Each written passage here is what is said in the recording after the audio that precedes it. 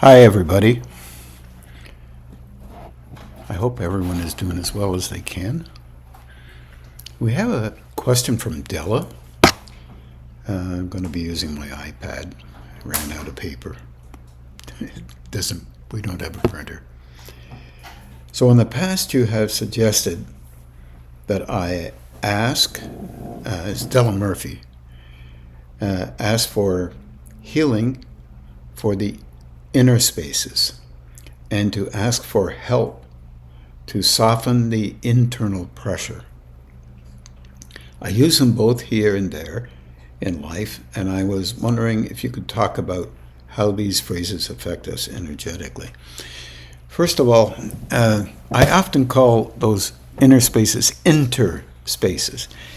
And I don't really care what you call them, but I do care that you understand what they are. And let's say, at least to some degree, and what I really mean by inter or inner spaces, you can call them, is the relationship that we've had with life on these planes or any other planes, if indeed you're a believer of other planes existing, and I am. So in that particular phrase, we have a relationship with an interesting thing. If you have had other lifetimes, and I believe you have, same as any of us, then there's an effect that has an impact on you in this lifetime, and that usually is engaged either physically, emotionally, or mentally, or all three.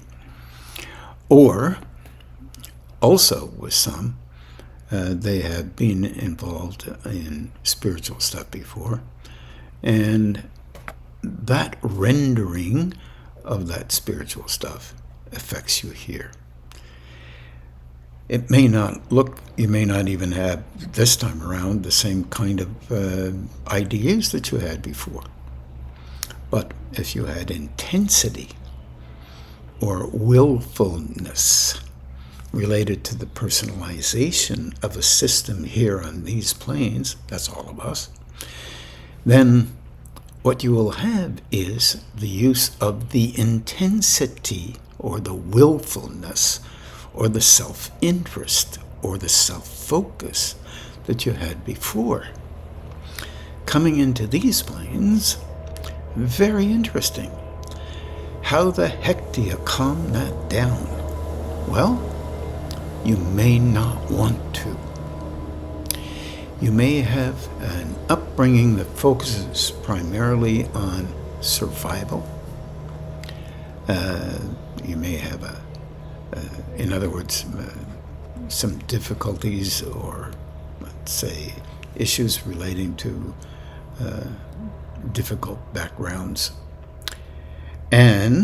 Or you could have a tremendously easier background. In other words, you got everything and anything you wanted whenever you wanted it, and just by nodding your head, your self-interest is aglow. The willfulness that you may have is to maintain that the way it was or is. And you can use that in our world, especially in the West, as a pedigree in relationship to how you need to have the world. This is why it's not so easy, having done things extremely well and got in your way in previous lifetimes. You bring that stuff in here and you think that you are the exception, and your great need is there to gain access to a kind of sense of value that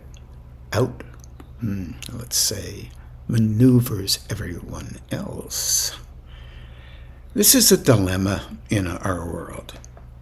our world dilemma. I'm trying to turn the question back on again, which I wasn't able to do. Oh, there I go. The dilemma with it is you don't know anything about it. So you presume or assume that you need to be in a certain way because it feels good to you.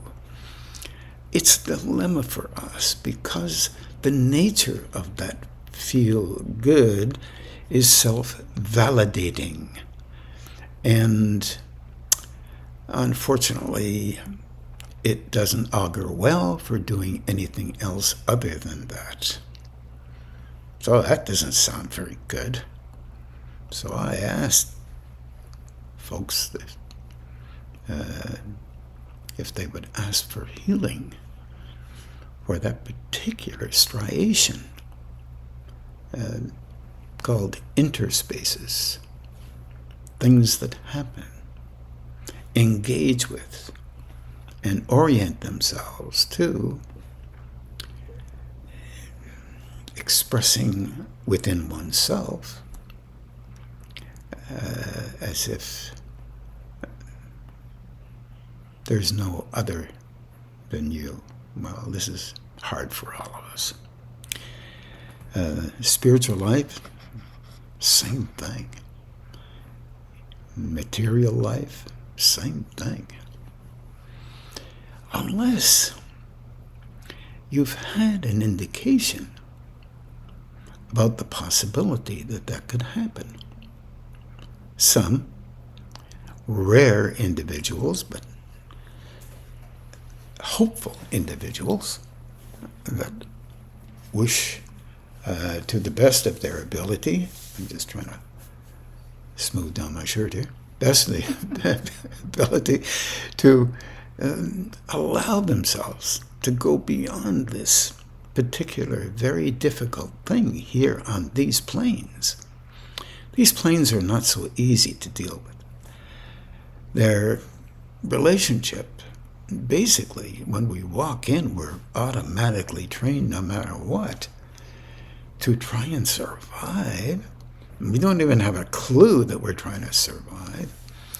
Maybe that's the wrong combination of words. We're trying to do something different on these lower engaging planes that are filled with self-love. And that's a power. We're trying to engage with the vitality, the internal flow of us in a manner that is different than how the planes dictate we should be. Think about that for a second. I don't think that's easy to take in. In all of our worlds, often what is put forward is that if you are really good at something, hang up some sort of a shingle about how good you are. That usually is related to the personality acting as if. And in our world, if you act as if, then purportedly you will talk yourself into being that you believe you need to be. It doesn't work in those higher states. However, it does work on these levels to some degree. And it's more like showboating, constantly, all the time. But showboating can be in many different, come in from many different angles. And it's fierce in its willfulness and so-called power inflections. But that isn't a relationship with a higher state. It's a relationship with this state. So the dilemma with this is that if you can get yourself to ask for help in those interspaces, even then, when you do get help, you have the impact of our past humanoid engagements with the species. We engage with the species. And so this is a real heavy, big deal. And a lot of people don't like to talk about this. Matter of fact, it's hardly ever talked about. Very few talk about this. And you have to talk about it in a constructive manner. So, one way to talk about it is ask for healing in your interspaces. Meaning, ask for help because you can't help yourself. I know the resounding reverberations of that statement is difficult to deal with. In other words, no matter what we do, we are still affected by others. We're still affected by our upbringing. We're still affected by the species. And we're affected by more than that, and no one likes talking about that either. And that is our relationship with levels of consciousness that believe they're all important, and that is in our species too. And no one else is important as they are. Some yogis talk about this, and they talk about it because they've been affected by it. And they know it's difficult to deal with. And it is. It's because of the nurturing that we have, partly at least, of our own petard. And this is hard. I remember the Dalai Lama talking a little bit about this. Sri Aurobindo talks a little about this. It's rare, but the general observation of this is that it's difficult because it's sneaky. And our personalities are there being sneaky because it's what they believe is okay with them to do. It puts them in an elevated position. I rarely talk about this because when I do, often I get 3 or 4 folks that think I'm talking about them, and I'm not. I'm talking about everyone on the planet. And that makes it hard. The same thing is true of our religious and philosophical and scientific backgrounds. There are little in-battles about how important they are versus this idea is more important than that idea. Science in itself, if it follows its own way of engaging honestly with science, means they are looking forward to being not right. That's not how it works in a personality-focused form. Personality-focused form looks forward to getting the Nobel Prize. And that's natural. This is not a negative thing. This is what happens here. So, if you think you don't have that, then you need to maybe pray a lot harder for help in that department. And I know this is difficult. And on top of that difficulty is the recycling back that is normal and natural for us. We gain an inch, we cycle back 3/4 of an inch. What do I mean by that? We tend, one could say, to re-engage with old reflexes that are there. They don't go away just because you think you have nailed them a few times. They're still there. You can prove that to yourself, provided you're willing to allow yourself to perceive them. If you're open enough to laugh and say, good heavens, I just saw that. There it is. Recycling back old reflexes that help you to feel comforted by increasing your value, whether it be rage, frustration, and we've got lots of that in our world right now. And then a resumption of being in a place that makes you feel comforted in some way that you believe, unknown to you, sometimes known to you, others, that you have the right view and others may not. It's a dilemma, and it's all energetic in nature. The prayer, if you wish to call it that, is energetic in nature. The sincerity that you use is not lost or misperceived by higher states.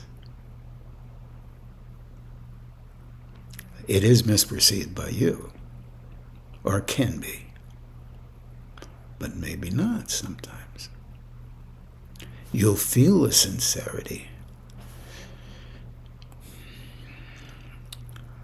and you'll feel the insincerity as well. You don't dare tell anyone about it, but tell yourself, and then ask that for help to soften the internal pressure, as Della puts it. It's really interesting. There is a lot of pressure in all of us to maintain old ways of acting. That sounds really weird because we don't see that much. And one of the dilemmas in this is old ways of acting, literally, can mean many things. It can mean old ways of previous lifetimes. If you were the head of a tribe,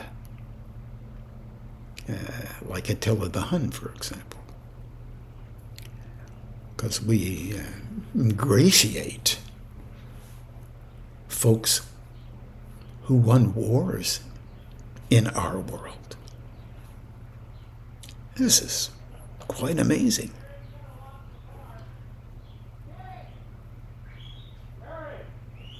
We need to think about that a little bit. But that'll be on our own time, I guess, because that aligns with you valuing you to win small little wars of how you think you need to be more important than others. This is the nature of what I'm talking about. The pressure in this, the inner pressure is to get back to where you were before, somehow unknown by others, but you knowing. This is just little schemas that we play with and fool around with. Catch them. Do the best you can with them. And if you can learn how to laugh them out of yourself, they won't leave, but there's a bit of an embarrassment about them that lies within you, where you will catch yourself better and better, still not seeing them all. So I would suggest you ask for help with that. Help really means getting help where you cannot help yourself. If you have the delusion that you are the only one and the great helper of you, then I wish you well. Because there are places for everyone where we need help. Unless you really believe the adage that once you achieve something, you're really great. This may be a material thing, but in the world of universality, in the world of the larger things, the truly spiritual things, the universal things, there's more of a oneness where those who have achieved the next rung in their growth more and more begin to understand that others who have helped them are still engaged with helping. So there's, instead of this one thing being more important now that you've achieved something, it works the opposite to what you're thinking. You start helping others because that's the nature of why you're growing. I always like Plato in this one, in Plato's cave. This poor guy has these chains fall off the shoulders of his self-importance and the self-importance of the dialogue that is going on in the world relative to the elitist engagement. In other words, higher ones are better than lower ones. It's nonsense. He engages with this and is helped because higher states help him with the fire of perception, not the fire of the personality perception, but the perception of a deeper level, a deeper understanding of how personalities are. And he runs. He engages. He's taken outside to ultimately show that there is a bigger thing going on. And there is more to grow. My version of this, of course. And then he realizes that all his young friends, young in relationship to growth, not age, hard for us to understand that thing. Suddenly, he goes back to try and help them. He has been introduced to the epitome of spiritual engagement. Not by this or that or the other thing, but a deep level need to be helpful, to join them, to try and help them in a way that relates to not being important for doing it. That's a terrible thing. That Plato must have had some deeper level of understanding to even bring that up. Of course, that's a possibility. But when you think about that as a goal, that growing being didn't think of it as a goal. He felt that this is his heart work. It wasn't about words that impressed anybody. It was about being and doing. Even at the putting down of himself. Could have been a female. At that time, they used males as growing processes. So he helps them every now and at first. Everybody thinks he's an idiot. But he helps them to gain a deeper understanding. Not about himself, not about yourself, but an opening, a letting go of that into a place where actual flow can operate, not cultivated by the personality. That's the easier trip. When you try to open to be helpful to others and you trust a higher state, it's a lot different than getting into the groove of trying to transmit energy so you look important to others. It's not how it works. Although, can it work that way? I've often said, yeah, it can. That's the delusion. We don't understand because our sensitivity isn't strong enough to pick that off. See the difference? That's what we're all trying to do. See the difference. This is difficult. So we need help in those inner places. And we need help to get beyond our sort of view of what might be necessary while thinking, I'm heading back to the question, sorry.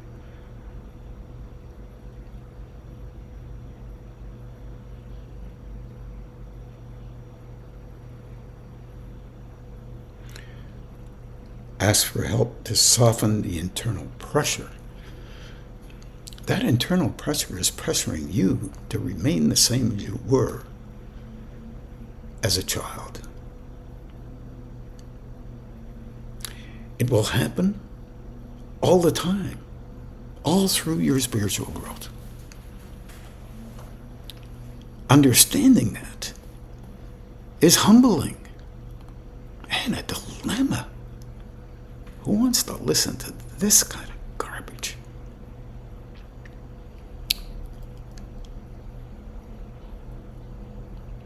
Growing is not a simple thing. Becoming important is a lot simpler. And it's a dilemma. And everyone will be involved with this, because this is the nature of how people are taught on these planes. And the illusion is that if you have a plan and you have a beginning, a middle, and an end, you'll be much more superior when you get to the end of it. Looking at it from a different point of view, those higher states know you as you are, knows me as I am. Flaws, foibles, whatever. Good things, if I had any, have any. Yeah, that too. Try it on for size.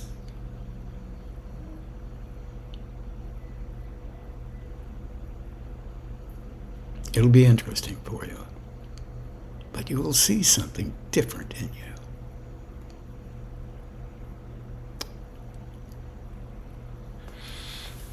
And keep it going. That way you'll begin to understand that there truly are people trying to help. And the help is not related only to you being wonderful in the eyes of others. The help is related to you growing inside with so much love and compassion. Hard to even understand and handle the feeling of it, but worth every second of it. And that's where we need the help. That's the better aspects of help. I always come back to this. You're probably going to think it's ridiculous. I remember reading about the day of Pentecost, the Christian background, when the disciples were given energy from another state to help them to be humble and know that it's not them that's doing it. Paul still had a little bit of difficulty with that. But he did his best because that's where he was. The others, they did their best too. They knew that a higher state engagement had occurred. And they didn't have to do anything. They were involved, of course, with the laying on of hands. That was the language that could be understood at the time, and there were not very many medical situations that were very helpful at the time. But at that higher level, they had to do nothing except be there. And the energy would flow through because they were taught that way. They were engaging that way after the day of Pentecost. Pentecost, that Pentecostal background, is energy coming in from another state when you're not doing anything. That's really hard for us to understand. Very difficult. Because we're goal-oriented. Get a person in front of you, give it a couple of good zaps, you can get pretty good at that. They can even get good enough to feel it. It's pretty physical. Because our perception is so low. At least it's perception. But our focus on ownership is so strong.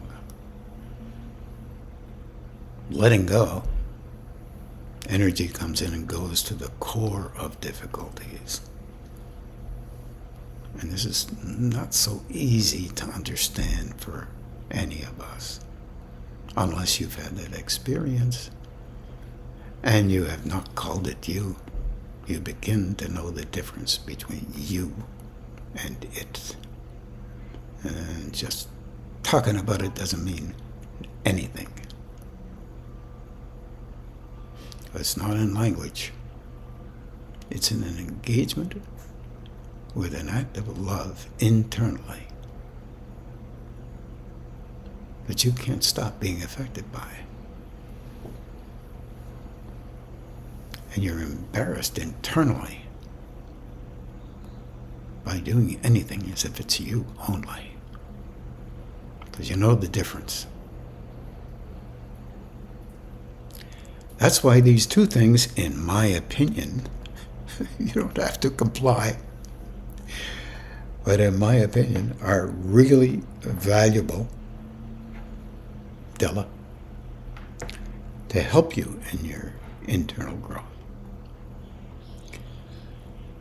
Keep trying them.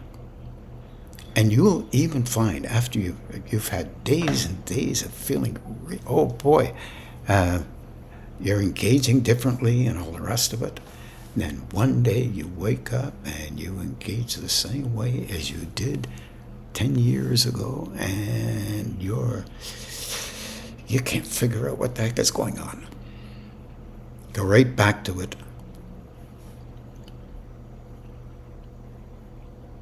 Because that interaction that you have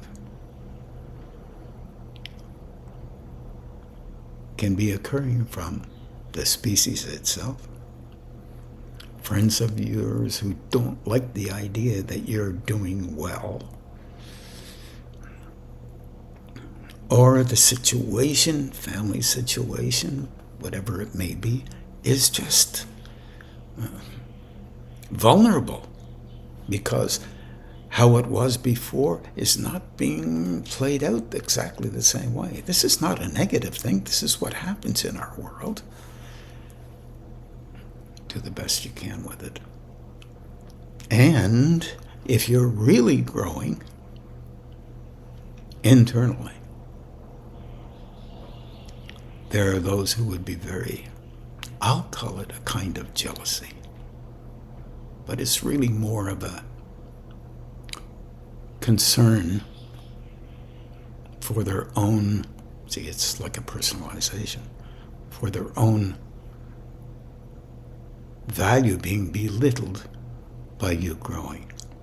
This happens all over the world, and you will get the odd person who will talk about this. But not many will, because it's too concerning. But if you have other questions about this, let me know. I'll try to be as candid as I can. I wish you well with that, Dylan. And I wish everyone else well with this, because I'm not only talking to Della. Let's see what the next question is. Thanks for the question, Dylan.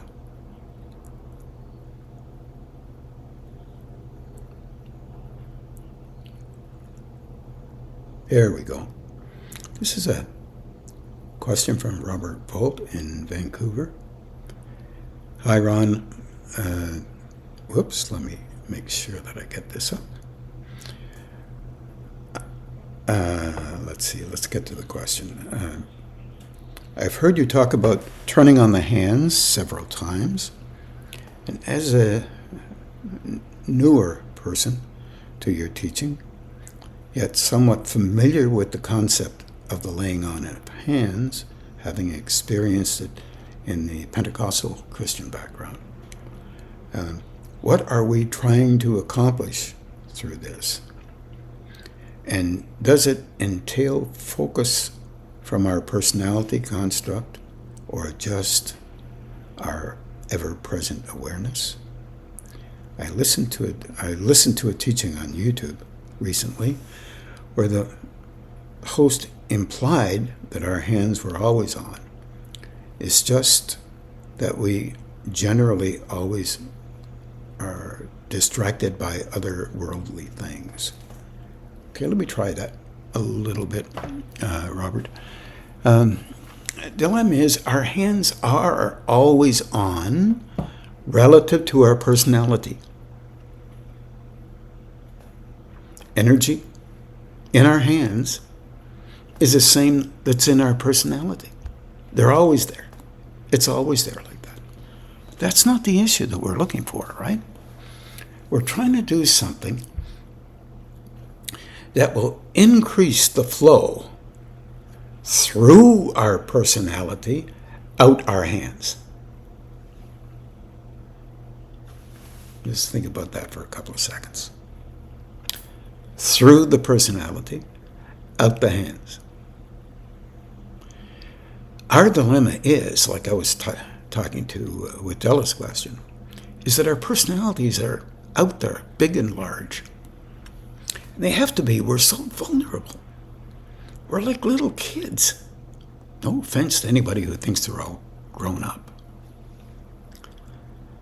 At this level, we utilize the personality as the main theme of our engagement with life. And this is the only way that others can see us doing stuff. And that means they will think we're very important. We use this to augment our personality engagements. We do it all the time. Business is filled with this. In business for years, and yourself as well, you'll know just as well that if you don't engage in certain ways, your business is a little loose. So with the hands, look, all I tried to do is get you to focus on the hands and bring your personal attention, which you really love, all of us are personalized to some degree. Attention to the little finger, down the hands, down the hands, across to the thumbs, back down again, up here, and down here, and then into the centers of our hands. Small little coin size, a dime, for example, and a bigger one. Of course, everybody thinks the bigger one is the crown center. No, it's a little one that's a crown center. And the rest of it, if we can get these hands to open more, it'll open the throat center, right here. And if we do that, then we don't need to go metaphorically to impress people about how valuable we are. You've been kicking around for a while, Rob. You know that that is a real thing that goes on. So do I. Can't miss it. As your awareness gets stronger, you perceive it right in you. The other person's doing whatever they're doing, and you perceive their personality engaging. This is a thing of consciousness, not a thing of a personality. That perception is what I'm talking about. So you keep trying to open the hands. You look in between the hands. You bring them together. You feel it. You feel that engagement with energy that is your personality. And then eventually, your hands will take you where you need to go. Your personality will try and fool yourself.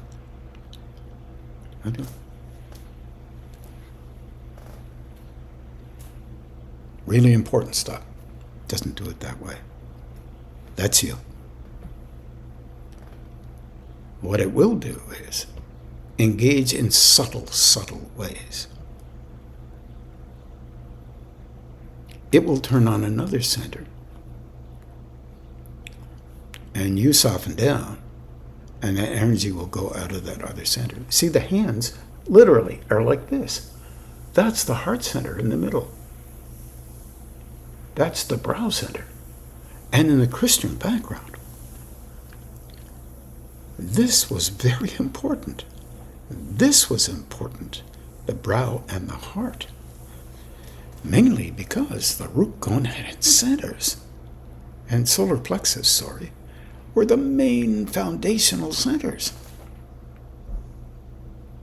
Our solar plexus open only to focus on ourselves, capable of focusing on huge engagements with higher states.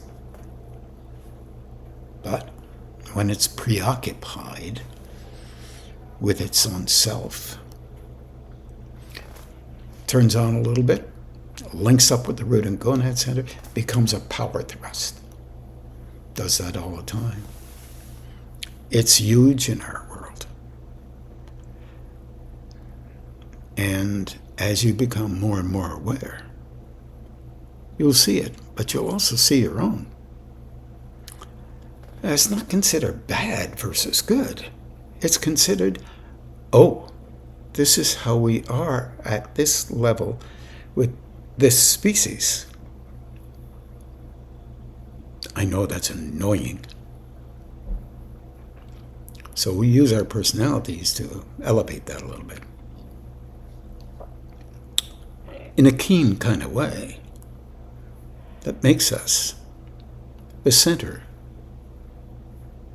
of an engagement with life somehow. Or that's our hope. And then suddenly it's not our hope anymore because we've shifted towards considering a relationship with a higher state. The dilemma with this, Rob, is that the hands can be opened tremendously and still be the personality's thing. Because you want to show everybody and tell everybody. In fact, in a kind of a way, if you can let that go, then you feel kind of alone, lonely. Because it only takes a couple openings of the mouth to tell everybody how great you are, and you don't feel lonely anymore. And so that's what we lean on here. And it's how we do things. That's not negative. That's just what we do. And that's not devaluing us as a species or individually. That's just helping us to understand we are growing beings, learning to understand something beyond what we've been taught. Has to be true so that it protects everyone else that's doing the same thing.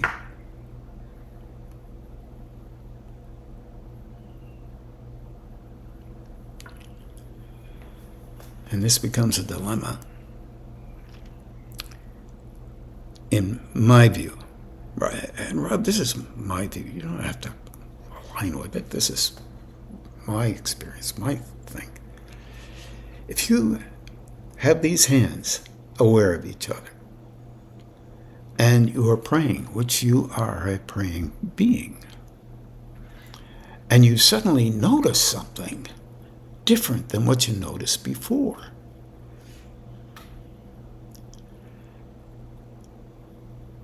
you will begin to notice the heart center coming on. Right here. You'll notice it. Well, my saying that might disturb some people. They say, yeah, well, all my hands come on. That's your personality talking. Energy from the personality being fed a level of consciousness where you are enables you to perceive you as you are. That is a rough gem, primed to be perhaps a growing individual. Perhaps. But in our world, that is inconceivably not considered. You already think that you're already grown up when you have something that's wrong. Well, if you have those subtleties in that heart center, and it starts to open your hands, hopefully you're doing this while I'm doing it, then suddenly you'll begin to notice something quite different. And in that difference, you did nothing to create it. Nothing. It began to be there, and it is expanding. It's reassurance that that is not from you. Not by verbalization. That's not for me. You see the difference between you and it. That is a big step in the learning about awareness and conscious awareness, not of only these planes related to power. It supersedes it. So I'm talking like this because you have tried this business of laying on of hands. I remember some of the early stages of my doing this. You see, you get trained in different things, right, as life goes on. And so that it's not a training in relationship to this is what you have to do, and you're wrong if you do that, and you're right if you do that. It's more like, oh, that's different. Okay, what's that about? And you don't know. And you admit you don't know, because you don't know. It's not always, oh, I know that. Oh, I know that. Oh, I know that. No, you don't know. You're not feeding yourself personal support, although you might need to do that in the earliest of stages. But later on, you realize you're being taught through a wonderful level of kindness. And the hope is that you begin to understand the vulnerability needed to be taught, as opposed to thinking you know. Then you begin to understand something else beyond that. And you recognize it. And you know it's not about you. Being about you is never the issue. It's about that level of consciousness. And all you are is a helper. That relates to the hands being open. Christianity wasn't the first ones to open the hands. But boy, the teaching was right there, if we can understand it. In the Buddhist, the Taoist, and the Hindu background, opening the hands was the key. And all their images show that. Open the hands more. Open the hands more. The hands at that level put you into positions of beginning to be at that level and knowing the difference between it being you, personality, which you need to act out so that everyone will know that, and another level being within you that you don't act out at all. Not necessary. Unless you become a teacher of some kind, and then that's happens a little bit. Anyway, tremendous question. Very valuable. I know that once your hands, some people talk about their hands coming on quite a bit like boxing gloves. And make sure everybody knows, it's all personality stuff. Is it possible to have your hands come on and you can use them for helping others, even with personality stuff? Yes, it is. But you intensely transmit your own core, your own version of how life should be. God, nobody with any sense wants that. You want a person to grow in a way that would be truly helpful through them for a purpose related to a higher state, not their own personalized system only, or certainly not ours. Yeah, well, there you go. I'm going to keep your second question for the next time. When we get home, I'll try to print it out and try to take a look at it. Please take care of yourself, everybody. I hope you understood what I was trying to put forward here, because it's important, especially in our times, and it's difficult to make sense with or about, difficult for us to make sense of it on levels where we are growing. But don't throw away your growing levels to jump into a place where you're yet not there. Please, It holds you too long away from the needs of our species. Take care, everybody. And we're now, as you know, we're going to meditate for about an hour. And I'll see you at the end.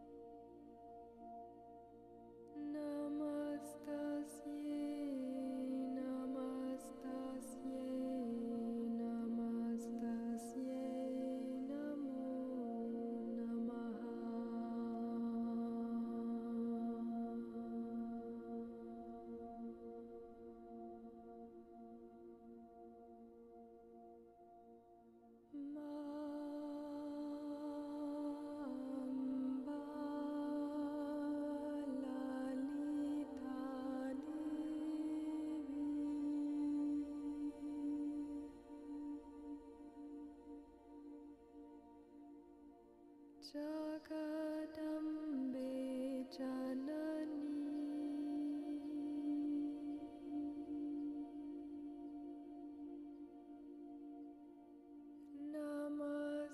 Namastasye Namastasye Namastasye Namo Namaha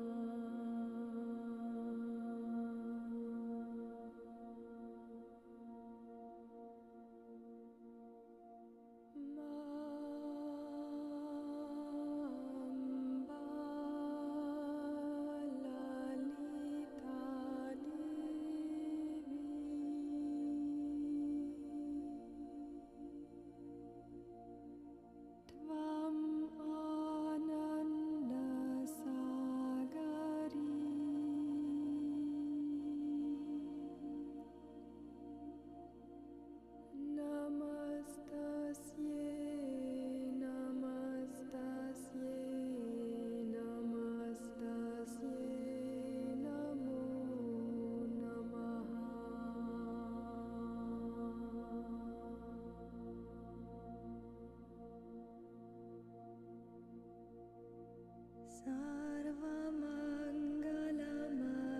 Sarvamangalamangale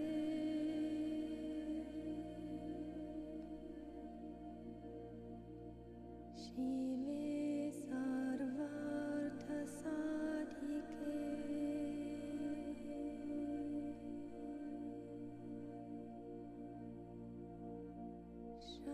Sharanye Triambake Devi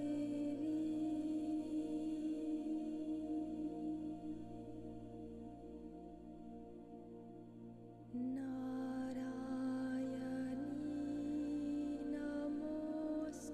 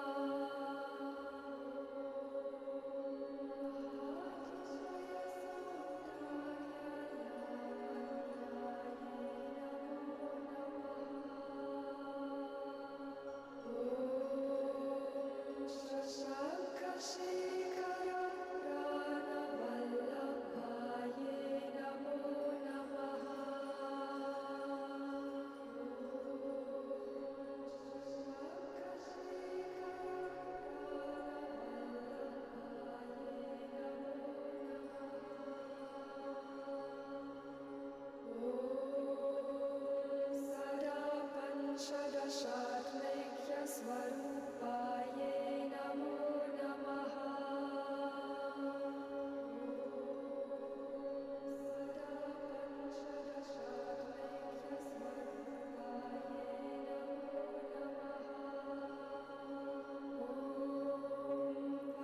Vajramanitya Kataka Kiritaye Namo Namaha. Vajramanitya Kataka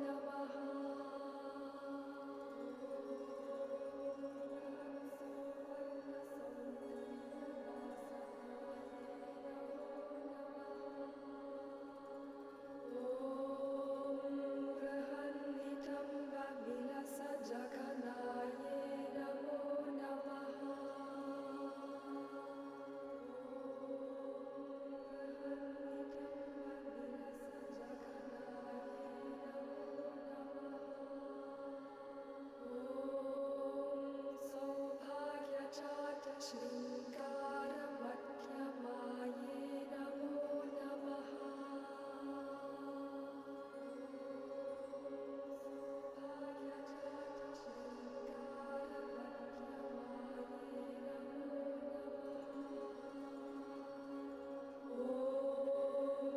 Divyabhushanasandroharanjitaye namo namaha.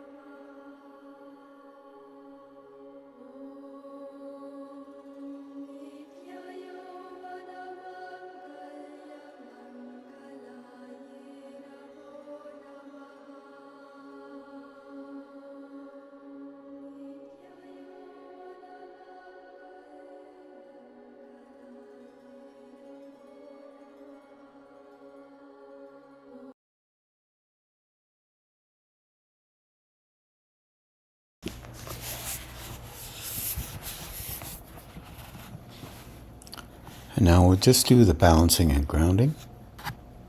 And have a good evening, everybody.